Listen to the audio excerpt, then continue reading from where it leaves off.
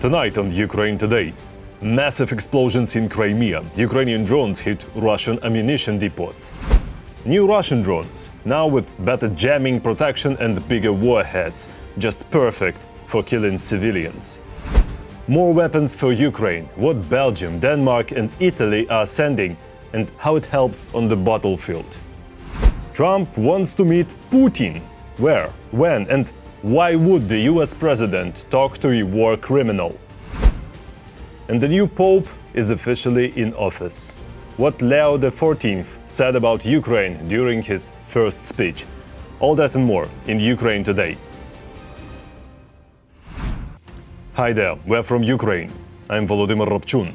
Hit that like button, subscribe, and let's dive in. Boom in Crimea. Ukrainian drones hit Russian ammo depots on the temporarily occupied peninsula. The video shows massive explosions and thick smoke. Locals report fire and heavy detonations. The situation got so serious, the Russians shut down the highway from Simferopol to Alushta. The base is nearby. Meanwhile, Russian terrorists hit a van full of civilians in the Sumy region. People were trying to evacuate from Bilopilya when a Russian drone hit right through the roof of the van and exploded inside. There were 14 people on board, 13 passengers and the driver. 9 people were killed. Here's what the driver said. The explosion was so strong, something hit me in the head. I got back into the bus, and everything was torn apart. People were already dead. I couldn't help them anymore. They were just gone. And this wasn't a military vehicle. They had to see that. They knew the route. They saw it was a civilian bus. I don't even know how to explain it. I'm just shocked by what happened to those people. At the same time, the Kremlin is proudly showing off upgraded shahed drones. They claim these drones are now protected from jamming devices and carry larger warheads, which apparently just means more power to murder civilians. Details in our story.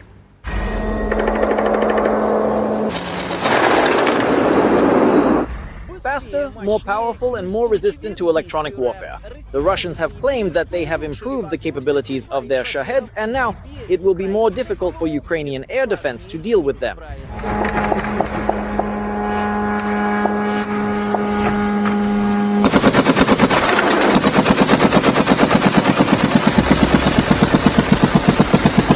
In particular, propaganda media report that Russian engineers continue to enhance the characteristics of their long-range drones and have recently achieved certain successes. This includes a new engine, a new warhead, and a new navigation system. During this time, the shaheds have undergone, if we count very accurately, about 8 or 10 modifications or upgrades. This is related to improvements in the transmission system, improvements in the communication system, and the addition of inertial, not inertial, or rather, yes, inertial systems, because initially they flew purely on GPS. Then inertial systems were added, and now it seems there are even shaheds that can fly using Turcom. That is guided by a map. The Russians also claim that they have supposedly upgraded the microelectronics, although it's more likely about some new Chinese microchips. These are supposedly going to help bypass the electronic warfare systems used by the Ukrainian armed forces. And the updated anti-spoofing algorithm has even been called the best in the world in Russia. There is information that with the help of Starlink, it has 2 communication channels, one for transmitting information and the other for control. And in fact, a drone like the Shahed has now basically become like an FPV drone, which is controlled by an operator. So they are developing very actively in this direction. At the same time, the Ukrainian side often cannot even assess the new characteristics of the Shahed because they try to destroy these deadly drones before they even take off. At one point, we destroyed several locations where Shaheds were stored, and this happened on the mainland part of the so-called Russian Federation by the forces and means of the naval forces. There was even a case when this happened together with the instructors who were supposed to train the Russian personnel there. But let's get back to the updates. It is also reported that the drone's warhead itself has been modified. Its weight has reportedly increased from 50 to 90 kilograms. which is why the upgraded Shahed, however, has lost half of its range and can now fly a maximum of 650 kilometers. There's nothing new about this. They just adapted the warhead for the Shahed. So this isn't something new, right? The fact that they're starting to use it, by the way, the first use was about half a year ago. Our Institute of Forensic Examination identified and found this, isolated this warhead. At the same time, the Russians are also changing the type of warhead. The original Iranian version, designed to strike fortified areas, has long been written off by Russia. After all, drones are used against civilians and to cause maximum destruction to residential buildings. Something else is needed. The function of the munition itself has also changed. That is, the standard high explosive fragmentation munition has started to be replaced, including with incendiary explosive or purely high explosive types. And the second important aspect is that we are already seeing isolated cases of such drones being used to drop unknown solved explosive devices. As for the engine modification, it is now allegedly said to have improved the drone's flight performance. It is claimed that the UAV is capable of reaching an altitude of 3 kilometers and flying at a speed of 200 kilometers per hour. The new Shahed can also dive sharply at its target from this altitude at speeds of up to 400 kilometers per hour, which is expected to significantly complicate the work of our mobile fire teams and electronic warfare systems.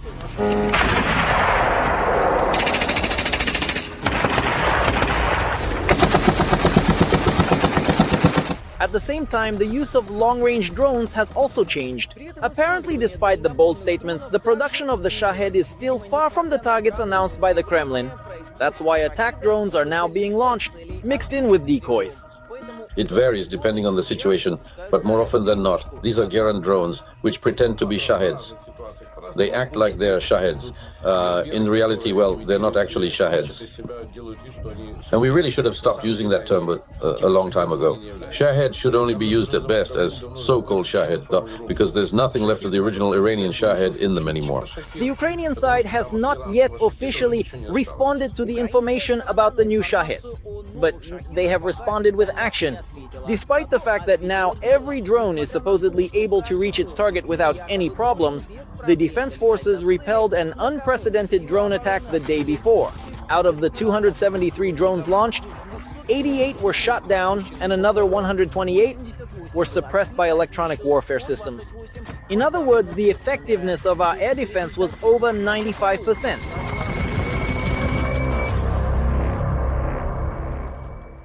Ukraine is fighting for freedom. Support independent Ukrainian journalism. Help us keep telling the truth about this war. Click the link in the description and become our sponsor. Together to victory. And hey, if you haven't yet, give us a like. It really helps. Big update on prisoners of war exchange. Ukraine and Russia may swap 1,000 prisoners for 1,000 as early as this week. The deal was made during recent talks in Turkey, and that's pretty much the only result of those talks.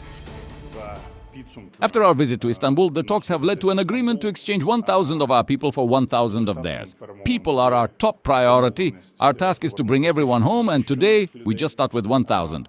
For now, the focus is on prisoners of war. So we'll discuss this at the coordination headquarters with all the relevant agencies. The president has asked us to get organized and to present him with a clear plan of action, and moreover, to return everyone to their families as soon as possible. Now to military aid. Belgium is sending 20 Cerber air defense systems. The total value of the new package, 1 billion euros. It also includes armored ambulances, military vehicles and sea drones. Meanwhile, Denmark just announced another 500 million euro package. That includes artillery systems, shells, aircraft equipment and more. All to be delivered gradually by 2028. And Italy will hand over 400 armored personnel carriers. What are those and how do they help? Here's the report. An unprecedented aid package for Ukraine. From Rome, it has become known that Italy has already prepared its 11th package of military support for official Kyiv. According to the Western press, as part of this package, Ukraine will likely receive the Italian version of the M113 tracked armored personnel carriers. it is assumed that inside there will be a stock of tracked tanks for troop transport.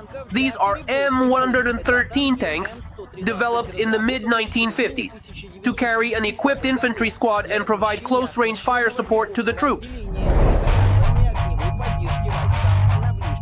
It is worth noting that this weapon is not new to the Ukrainian armed forces at the front.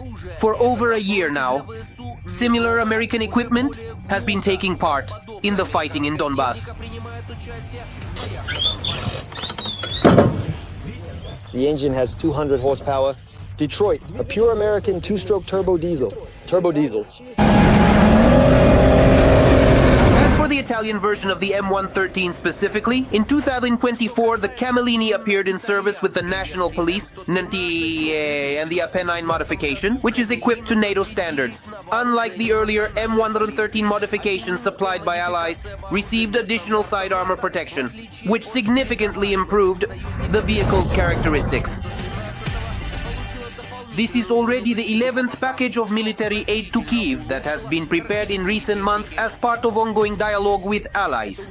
The war continues. The ceasefire is still just a mirage. Meanwhile, as soon as Russian propaganda learned about the upcoming delivery of Italian armored vehicles to Ukraine, it began to harshly criticize the American M113s in every possible way. Using what is almost the only captured AFU vehicle as a backdrop, the occupiers set out to completely ice-trash Western equipment. Well, regarding the advantages and disadvantages of the vehicle itself, well, what can I say? First of all, it's worth mentioning the poor off-road capability of this vehicle. In fact, that's why it was captured. However, even this is a lie. As Ukrainian defenders explain, the American armored vehicle actually suffers from a completely different issue. On the contrary, for the AFU, it's actually too fast and too capable off-road. What constantly needs maintenance for us are the road wheels. What kind of speeds are we talking about? When we're driving at high speed, the track bounces, it cuts off the road wheels, completely cuts off the wheels, and breaks them like that. It tears off the wheel and that's it. And even though the American vehicle dates back to the 1950s, its constant deep modernization gives it an edge over Russian APCs. Even the occupiers themselves are forced to admit this in their own propaganda videos. As for, let's say, the positive aspects of this vehicle, it's enough to mention the rear ramp of the back hatch, because in addition to the hatch itself opening and all, well, it's basically the same as on our equipment. But here, it's worth mentioning that for the troops, in order to disembark quickly, the entire ramp opens downward. Yes, of course, this makes it much more convenient for the troops to exit, and accordingly, it reduces the time needed for disembarkation. That's important. Another advantage is that the structural aluminum can withstand small fragments. You can even see here that one fragment got stuck in this aluminum. But that's far from everything the American M113 can use to surprise the enemy. What truly terrifies Russian soldiers is the vehicle's automatic fire control system. With it, eliminating the enemy becomes almost like playing a video game on the easiest level. Launch with a single button. With a single button, or more precisely, a toggle switch, you activate the module's drive, then the camera, and then the fire control module. There are 3 firing modes: single shot, short burst, and from 2 to 7 rounds. From 2 to 7 rounds. The much vaunted Russian army, praised by Putin, with its deeply outdated APCs, could only dream of something like this. Target it. Target it. It tracks the target by itself. It tracks the target by itself. If the box is stationary, there's some kind of automatic target lock, and it holds it. And according to Western media reports, Italy will deliver as many as 400 of these vehicles to Ukraine. And this is capable of significantly affecting the balance of forces on today's front line. And it certainly won't give the occupiers a chance to successfully carry out the announced full-scale summer offensive. Every voice voice matters. Join our community, support independent journalism and help us bring you the truth from Ukraine. Become a member of Ukraine Today. Join us now. Donald Trump is pushing for a personal meeting with Vladimir Putin. That's according to the US Secretary of State Marco Rubio. He says Russia is also interested. Now they're trying to agree on time, place and topics for discussion. We're certainly made the offer. The president's made that offer already publicly. The mechanics of setting that kind of meeting up would require a little bit of work. So I can't say that's being planned as we speak in terms of picking a site and a date. But the president wants to do it. He wants to do it as soon as feasible. I think the Russian side has also expressed a willingness to do it. And so now it's just a question of bringing everyone together and figuring out where and when and that meeting will happen and what it'll be about. So will it actually happen? No one knows. A lot depends on how today's phone call between Trump and Putin went. We'll probably find out more tomorrow, so stay tuned and hit that subscribe button. Another big update. US Ambassador to Ukraine, Bridget Brink, explained why she resigned. In an article for Detroit Free Press, she wrote, "Unfortunately, the policy since the beginning of the Trump administration has been to put pressure on the victim, Ukraine, rather than on the aggressor, Russia. As such, I could no longer, in good faith, carry out the administration's policy and felt it was my duty to step down. After nearly 3 decades serving our country, I resigned as our ambassador to Ukraine." She also added that peace at any cost is not peace. It's appeasement, and that leads to more war and more suffering.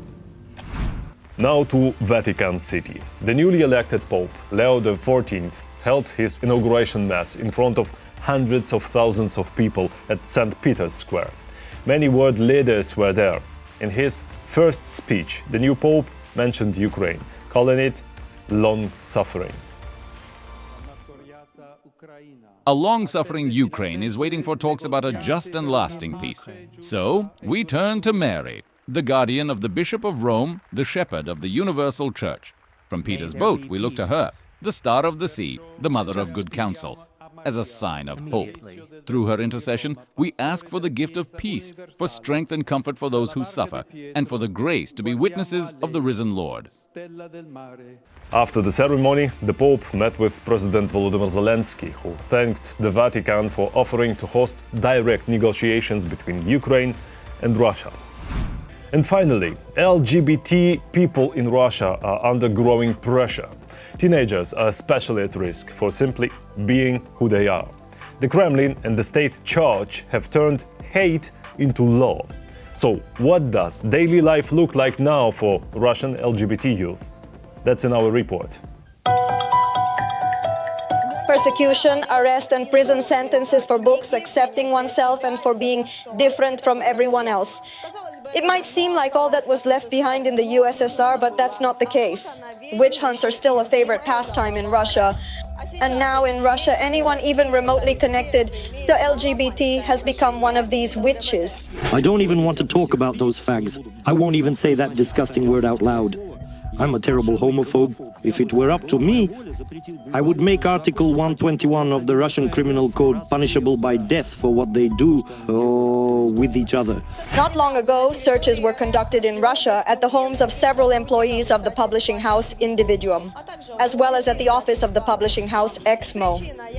The reason was allegedly the dissemination of LGBT propaganda in books. We're talking about 10 books that were published by Popcorn Books between 2019 and 2022. About 10 people were detained.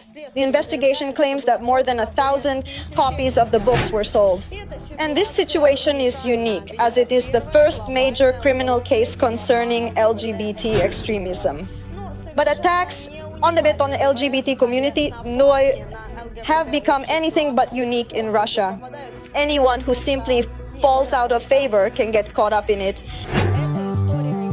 This is a story from Tatarstan. She is also a few days old. Unknown individuals beat up a doctor, jumped on him, and one of the attackers threatened to kill him. When the victim's wife posted a video of the beating, commenters started calling the man an LGBT doctor because of his long hair and a drug addict who provoked it himself. Russian law enforcement is not far behind either.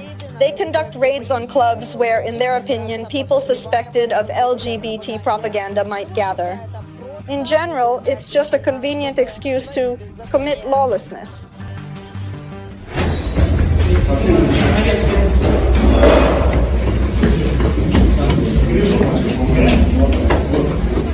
If you really want to, you can see LGBT propaganda everywhere. That's exactly what they do in Russia. For example, an article about a football club for gay people was labeled as propaganda. The article was written by a Russian journalist who was then fined 200,000 rubles. The court decided that the article created a distorted perception of the social equivalence of traditional and non-traditional sexual relationships. And even the fact that the material was deleted did not change the decision of Russia's blind lady justice. The fact that the disputed material was deleted after receiving a request from Roskomnadzor, but before the protocol was drawn up, does not indicate the innocence of Voronin VS in committing this offense. The hunt for LGBT people has reached the point of absurdity. For example, the Tagansky court of Moscow received 2 protocols against Apple at once, all because of iPhone wallpapers in the colors of the LGBTQ+ rainbow flag. And in Novgorod, a court declared the Pepe the Frog meme to be extremist symbolism associated with LGBT. The Russian judiciary fined a local resident 1,500 rubles for 2 images: a meme with Pepe the Frog and a photograph of feminists Clara Zetkin and Rosa Luxemburg. They were posted on social media back in 2020. But does that matter to the court? The main thing is the verdict in the LGBT case. And with each passing month, the situation in Russia only continues to get worse. Now you can end up behind bars just for wearing a rainbow up pin. That's it for today. Thank you for staying with us. We read your comments and feel your support. Strength to our defenders. Glory to Ukraine. Like, subscribe, and see you tomorrow.